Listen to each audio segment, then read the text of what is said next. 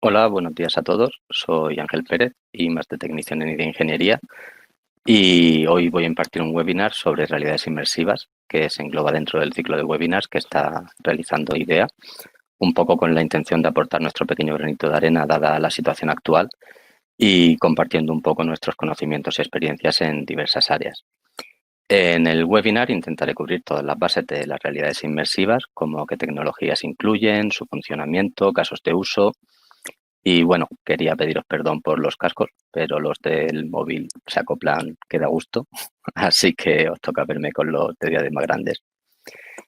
Y nada, vamos a esperar un par de minutos mientras pongo la presentación para dar tiempo a que se conecte el resto de gente. Y bueno, sí quería avisar que mientras esté con el PowerPoint, con la presentación, la pantalla completa, no veré el chat. Así que cualquier cosa que queráis preguntarme, que cualquier duda que os surja, la consultamos al final en el turno de preguntas y así no me pierdo ninguna. Pues vamos a ver el PowerPoint. Bueno, como he comentado, soy I+D Technician en IDEA Ingeniería, especializado en realidades inmersivas y el uso de las tecnologías aplicadas a la ingeniería, y voy a intentar explicar de manera relativamente sencilla en qué consisten las realidades inmersivas. Comienzo explicando un poco quién es IDEA Ingeniería. IDEA nace en 2008 como una empresa de desarrollo de ingeniería y a día de hoy ha desarrollado más de 500 proyectos a lo largo de 25 países.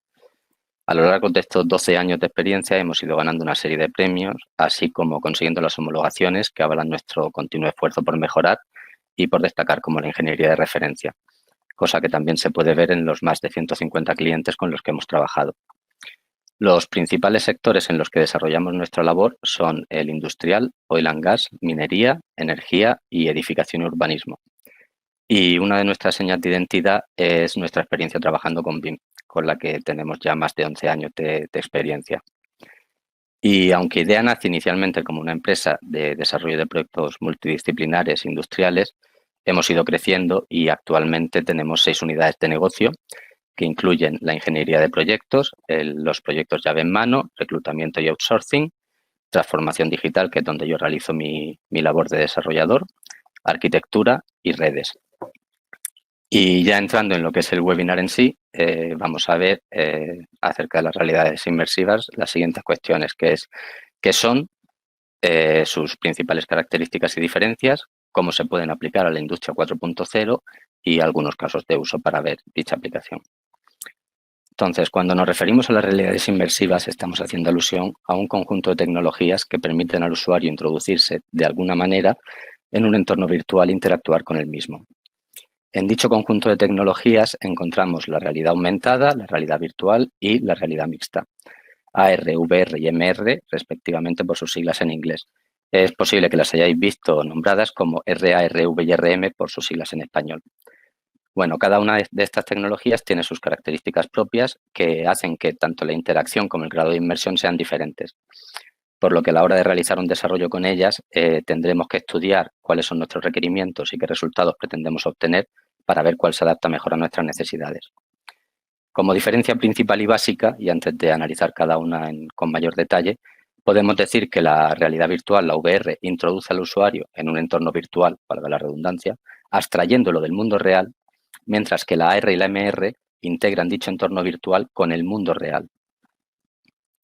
Bueno, aunque la AR y la MR son tecnologías diferentes, comparten el mismo principio base de combinar entorno virtual con mundo real, y por eso las voy a ir explicando en paralelo, analizando sus diferencias. Una definición más técnica de estas tecnologías sería: son tecnologías que superponen contenido generado por ordenador sobre la visión que tiene el usuario del mundo real, creando así una nueva vista a partir de la combinación de ambas y permitiendo la interacción con ella.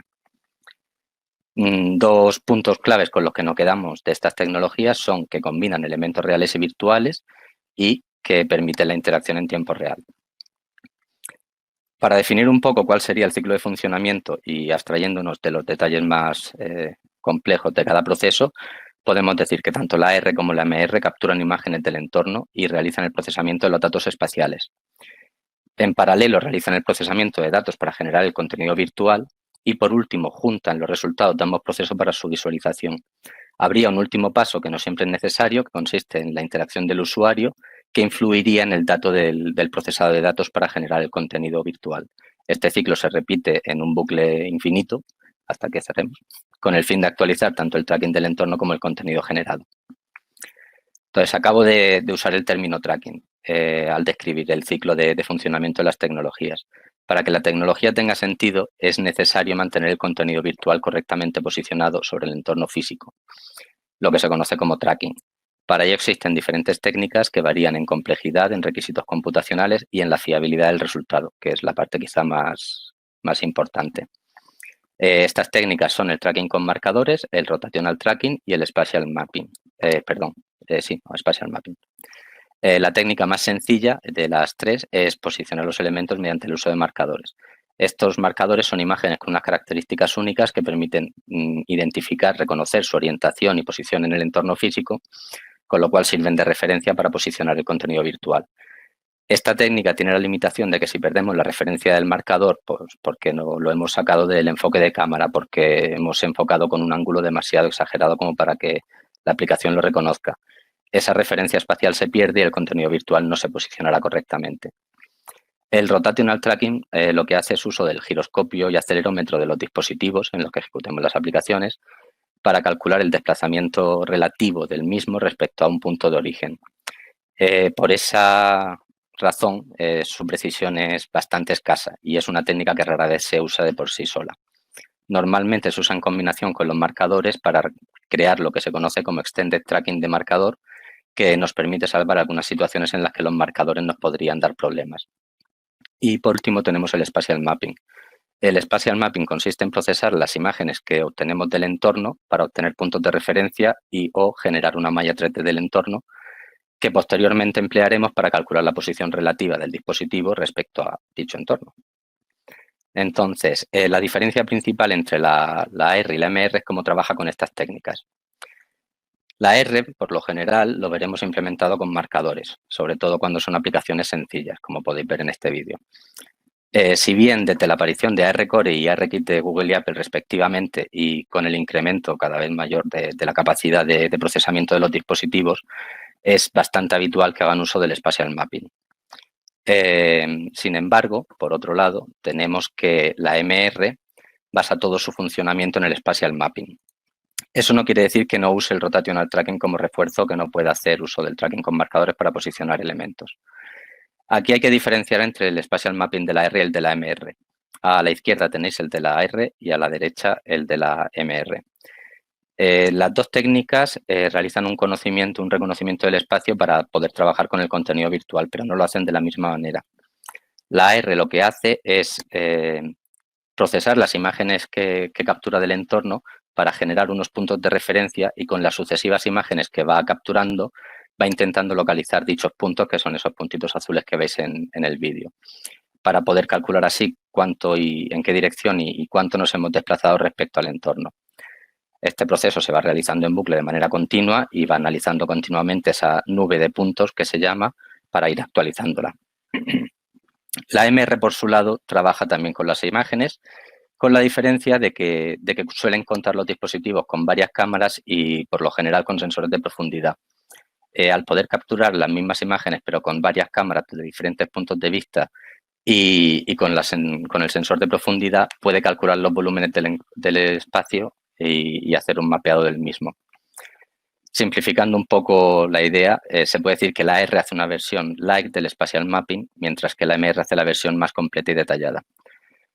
No obstante, hay que decir que la R es capaz de estimar planos en base a esa nube de puntos que genera y que al ir evolucionando los dispositivos, y por ejemplo, Apple sacó hace poco ya el sensor de profundidad en sus últimos dispositivos, esa nube de puntos pues cada vez es más precisa y más detallada. No os puedo enseñar cómo se realiza un spatial mapping en la MR porque no tengo el dispositivo debido al condicionamiento. Por lo que habéis visto es un spatial mapping generado en el simulador de Microsoft.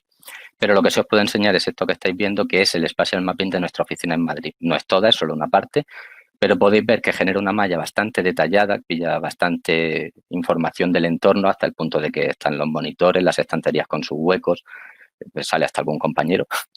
Pero sí que es verdad que esas superficies que genera no son por así decir, pulidas, son muy en bruto. Realmente lo que está haciendo es una fotogrametría, pero al hacerla en tiempo real tiene que hacerla bastante sencilla dentro de la complejidad que tiene. En cuanto a la visualización del contenido virtual en estas tecnologías, en la R y MR, tenemos que cambiar radicalmente entre cada una de ellas. Tenemos que la R realiza la visualización en la pantalla del dispositivo, combinando las imágenes que ha capturado con el contenido virtual que hemos generado. Sucede que al tener la pantalla, la imagen captada del entorno real con todo lo que hemos generado de contenido virtual, podemos enriquecer todo el área que vemos, por así decir. Sin embargo, MR no realiza dicha combinación. Sus displays son lo que se llaman lentes holográficas, a través de las cuales se puede ver el entorno real como si de una gafa se tratase, mientras el dispositivo proyecta en ellas el contenido virtual. Entonces, dicho de manera sencilla, son cristales que muestran el contenido sin ofuscar la visión de nuestro entorno. Las diferencias son obvias. La MR consigue una mayor inmersión al no sacarnos del mundo real porque lo seguimos viendo con nuestros propios ojos, mientras que la R nos limita la pantalla del dispositivo. Sin embargo, la MR tiene un inconveniente bastante grande y es que el área de visión que tenemos es bastante reducida, ya que vemos todo el entorno físico con nuestros propios ojos, con nuestra propia visión, pero el área de la pantalla en la que nos puede proyectar el contenido virtual es bastante reducido. Entonces, aunque no nos saca tanto de la experiencia, es un poco limitado en ese sentido. En cuanto a hardware e interacciones, obviamente las diferencias que hemos visto a la hora de integrar y visualizar el contenido pues implican unas diferencias en cuanto a hardware. La R, al ser menos costosa en términos computacionales, pues requiere de dispositivos bastante más modestos, manejables y económicos en cierto modo que la MR. A día de hoy prácticamente cualquier dispositivo móvil o tablet de los que tengamos pues puede mover aplicaciones de realidad aumentada con bastante facilidad. Desde el punto de vista de las interacciones nos encontramos pues bueno, los cotidianos y ya más que habituales inputs táctiles con los que el usuario está ya más que familiarizado, pero sobre esos inputs táctiles siempre podemos añadir otras como puedan ser, por ejemplo, el Object Gaze, que consiste en mantener la vista o el foco de la cámara, en este caso, fijo durante un tiempo determinado sobre un objeto, o podríamos implementar mecánicas basadas en la proximidad con objetos o cualquier otra mecánica que podamos idear. En este vídeo podéis ver un poco el concepto del Object Gaze. No sé si se ve bien en el vídeo el puntero rojo, pero ese sería, por así decir, el área con el que tendríamos que enfocar y vemos que conforme vamos enfocando las diferentes zonas de esta maqueta en realidad aumentada, pues van levantándose y saliendo la información asociada a ellas. Luego, por su parte, la MR tiene un coste computacional bastante mayor, además de lo que hemos comentado, que realiza la visualización del conjunto de mundo real con los elementos de una manera pues, muy diferente, por lo que obviamente son diferentes los displays y las cámaras con las que captamos todo el entorno para procesarlo. Aquí podemos encontrar diferentes modelos, no hay muchísimos, obviamente, porque es una tecnología bastante costosa y todavía no tiene una aplicación muy extendida. Pero bueno, los modelos más conocidos son la HoloLens de Microsoft y las que ya están para comprar para desarrollo de la HoloLens 2 y la Magic Leap One. En cuanto a las interacciones, todas tienen unas mecánicas bastante similares que incluyen un mando remoto cuyo diseño bueno, varía entre modelos, pero a efectos prácticos es como un pointer, un clicker. Tenemos los comandos de voz, los gestos manuales, el Object Gaze que acabamos de ver y más recientemente el Eye Gaze, que consiste en realizar acciones a través del seguimiento de las pupilas que nos realizan algunos de los dispositivos del mercado. Entonces, en este vídeo, por ejemplo, podéis ver el puntero blanco en el centro sería donde tenemos enfocado el visor, lo que sería nuestro ratón, por hacer una comparación con los ordenadores, y podéis ir viendo que el entorno se va superponiendo el modelo 3D que se ha generado.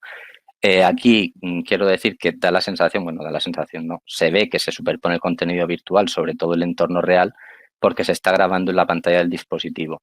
No es lo que nosotros veríamos realmente. Si esto hubiésemos con las gafas puestas, estaríamos viendo un área bastante grande alrededor donde no habría contenido virtual. Y bueno, aquí podéis ver un poco que para interactuar con cualquier interfaz, con cualquier cuestión en la MR, tenemos que enfocarla con la más que con la visión, con el headset, con el casco, y a partir de ahí ya realizar las interacciones, sean con comandos de voz, con la mano o con el clicker. Y pasamos a la VR y bueno, más o menos todos empezamos a conocerla debido a que se ve mucho en videojuegos, se está promoviendo mucho su uso, aunque a lo mejor en entornos industriales no tanto, aunque ahora sí se empieza a ver bastante.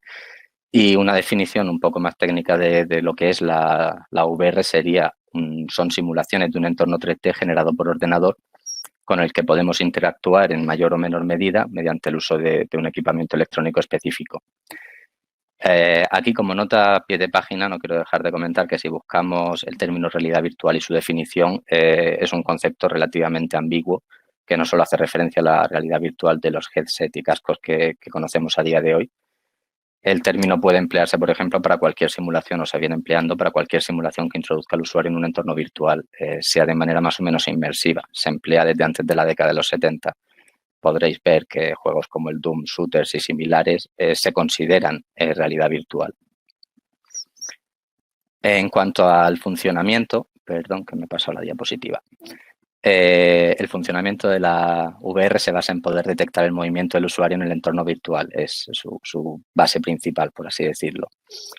Para ello, hacemos uso de diferentes sensores que nos permitan realizar este seguimiento. Estos sensores incluyen, por ejemplo, giroscopios, acelerómetros, magnetómetros y cámaras en el headset y luego conjuntos de sensores ópticos para detectar al usuario y poder seguir tanto el movimiento del casco como el de los mandos o cualquier sistema de input que empleemos. Según el modelo de gafas que usemos, estos sensores pueden variar en número o incluso en algún modelo no existir, como es el caso de la Mixed Reality de Microsoft. Aquí tengo que aclarar que esta Mixed Reality no tiene nada que ver con la que acabamos de ver anteriormente, ya que Microsoft, cuando decidió sacar su SDK de realidad virtual, decidió llamarlo de manera idéntica a su homónima, aunque tenga un poco que ver en cuanto a tecnología, y de hecho su Mixed Reality, entrecomillada, fue muy criticada cuando apareció por la expectación que generó y el posterior chasco general al ver que no era lo que prometía. En cuanto a la visualización del contenido virtual, tenemos que para la realidad virtual lo que se usa es un sistema de doble pantalla, renderizando en cada una de ellas el contenido pero desde diferentes perspectivas, lo que se conoce como stereo projection, que podéis ver en el vídeo, y consiguiendo así esa sensación de profundidad que tenemos en el mundo real. Una cuestión que es muy importante en la realidad virtual a la hora de la visualización es que hay que tener mucho cuidado con el frame rate de la aplicación. Al no existir una referencia visual con el entorno físico, todas nuestras referencias pertenecen al entorno virtual. Y dado que nuestro cerebro espera una concordancia entre nuestros movimientos y lo que estamos viendo, si el frame rate está por debajo se estima que unos 45 o 50 frames por segundo aproximadamente, podemos provocar en el usuario lo que se conoce como motion sickness. Básicamente son mareos, vértigos al haber una discordancia entre lo que vemos y lo que nuestro cerebro espera realmente. Por lo general se aconseja que el frame rate sea entre 50 y 60 de manera estable para garantizar una buena experiencia y lo ideal sería 90 o superior para que el movimiento sea fluido, natural y no resulte incómoda la experiencia para el usuario. En cuanto a hardware e interacciones, bueno, a día de hoy existen infinidad de cascos de realidad virtual en el mercado, cada uno con sus especificaciones y características. La mayoría requieren el uso de un ordenador para trabajar con ellos, para funcionar, aunque hay ya modelos que pueden funcionar de manera independiente, como las Oculus Go. Hay algunos que pueden funcionar tanto independientemente como con el soporte de un ordenador. Hay visores pensados solo para consola, como las PlayStation VR, los hay para adaptar los móviles como dispositivo de realidad virtual, como el Samsung Gear, o las Cardboard, si no queréis gastar dinero. Bueno, entre toda esta diversidad de modelos y dejando un poco de lado las diferencias en las especificaciones técnicas que hay entre ellos, las principales diferencias suelen ser la resolución de las pantallas, la ergonomía, que yo personalmente es algo que valoro mucho en un casco de realidad virtual, y también, bueno, los mandos y los precios, pero eso ya va a gusto del consumidor. No entro a analizarlos porque ya os digo, en el resto de cuestiones difieren, cada uno son un mundo y podríamos pasarnos aquí pues un propio webinar solo para eso. Sí que como consejo personal prefiero las gafas con sensores. El tracking es mucho mejor, con diferencia, por si alguien se plantea comprarse unas. En cuanto a la hora de interactuar con la realidad virtual, tenemos en prácticamente todos los modelos unos mandos cuyo movimiento y rotación es detectado por el sistema mediante botones, finger tracking, que viene siendo la detección de proximidad de los dedos a los botones, stick analógicos, touchpad, pues nos permiten realizar las acciones que hayamos configurado en la simulación o en la aplicación. También hay guantes hápticos, aunque todavía están un poco en pañales, por así decir, que nos permitirían realizar directamente el seguimiento de las manos y todos los movimientos que realicemos con ellas, y algunos incluso simular sensaciones táctiles. También hay dispositivos más sencillos, entre comillas, que captan el movimiento directo de las manos sin necesidad de unos guantes hápticos, como el Leap Motion o el nuevo sistema de detección y seguimiento de manos que se ha implementado en las Oculus Quest. Bueno, este tipo de acciones que realicemos pueden ser de cualquier tipo, coger objetos, rotar cosas, simular las manos virtuales, como ya hemos visto, el teleport como mecánica de desplazamiento, que ya se ha empezado a estandarizar. El problema que hay con las interacciones de la realidad virtual es que precisamente como no hay una estandarización en cuanto a su uso y a qué podemos hacer con ella, de cara al usuario la curva de aprendizaje suele ser complicada.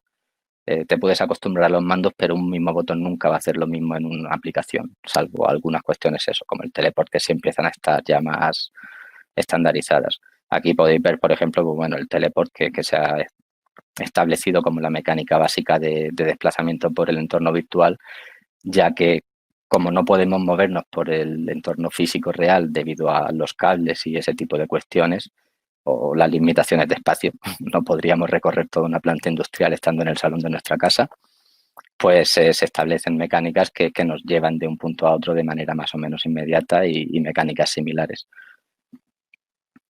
Y otro ejemplo que os comentaba de mecánicas que hay que implementar muy específicas es, por ejemplo, en este caso el cliente decían que los operarios se perdían al realizar la simulación. Entonces, bueno, hubo que implementar un sistema en el que te fuese indicando en todo momento que estabas o no en la zona de trabajo y si te habías ido te llevase de vuelta, por así decirlo.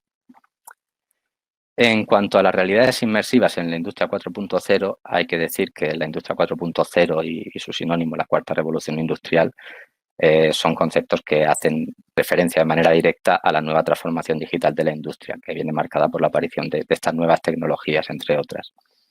Estas tecnologías, que se conocen como facilitadoras, sirven para un poco aumentar la producción, la seguridad, la eficiencia de gestión de recursos, básicamente gracias a la digitalización que realizan de todos los procesos.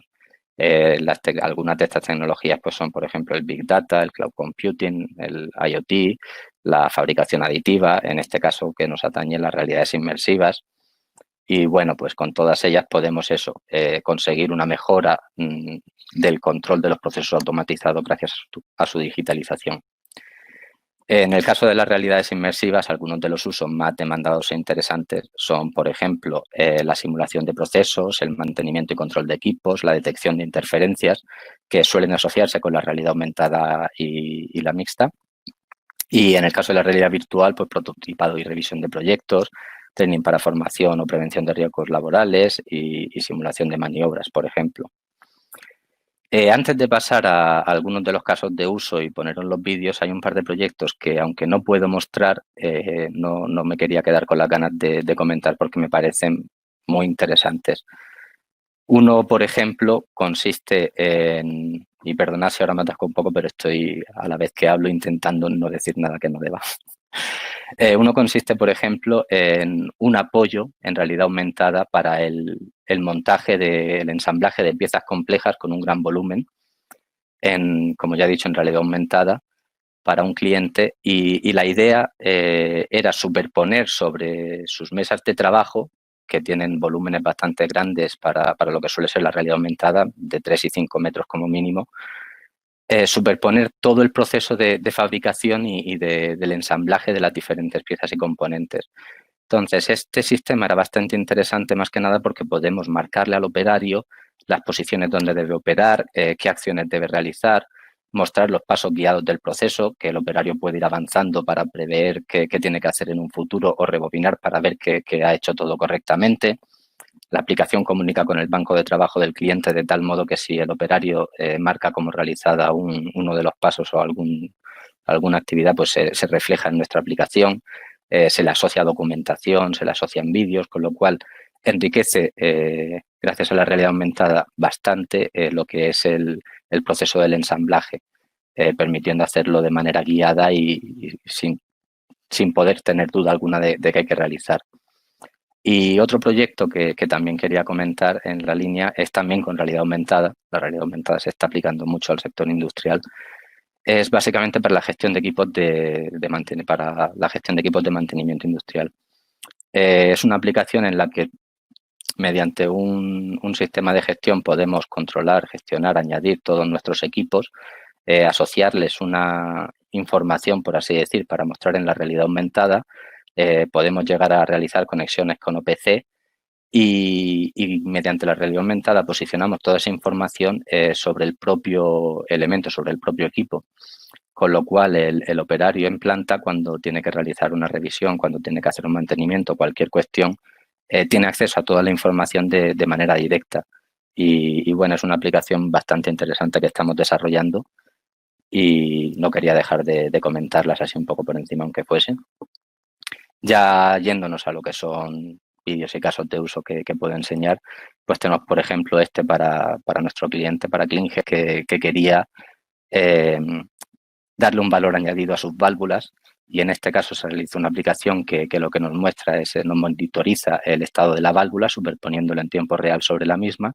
Y bueno, le pusimos algunos añadidos, como por ejemplo un visor 3D de la válvula, un posible gestor de mantenimiento donde pudiésemos marcar la última fecha de control del elemento, acciones requeridas, etcétera, si hacen falta recambios, su ubicación dentro del PIN ID para poder ubicar elementos. Y lo que comento es bastante interesante en el sentido de que esta es una versión reducida de la que he comentado antes, por así decir, pero es muy interesante poder tener toda esa información en un único punto centralizada. También tendríamos documentación técnica, acceso a los manuales y demás. Entonces, lo siguiente, por ejemplo, es realidad virtual ya. Este es un programa, una aplicación que utilizamos para realizar revisiones rápidas de los modelos y los proyectos, y es muy interesante porque nos permite volcar directamente nuestra versión digital del elemento que sea, de la planta, del equipo, la maquinaria, y podemos verla en realidad en virtual, como si la tuviésemos, como si estuviésemos en ella o estuviésemos viéndola.